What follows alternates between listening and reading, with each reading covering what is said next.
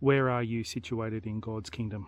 We had the Australian federal elections, and I was helping out a friend who's in federal politics, and I was at a polling booth for a certain political party. I was just handing out those candidate pamphlets that they do. But where I was sitting, there were two ways to get to the polling booth. One way was clear, the other way was a bit obstructed by a hedgerow at the school that I was at. And quite a few people came down the way that was obvious, and then other people sort of came towards a hedgerow. But there were a couple of instances where I want to make my point.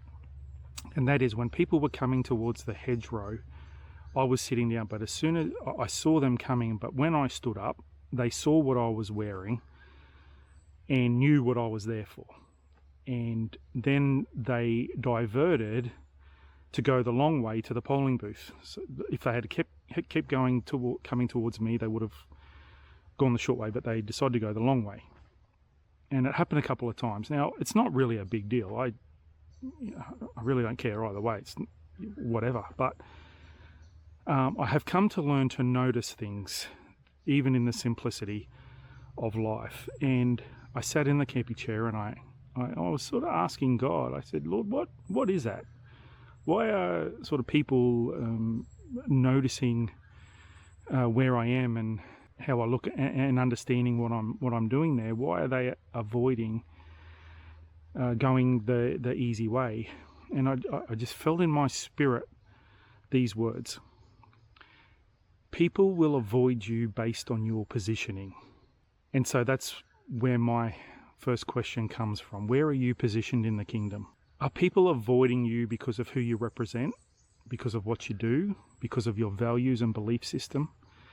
Are they avoiding you because you are representing Christ in a way that brings light out of the darkness, and the darkness in them is avoiding that? It struck a chord with me, because I asked myself the same question. The questions that I ask you, I ask myself. Where am I positioned in the kingdom? Am I representing Jesus well? Am I representing the kingdom well?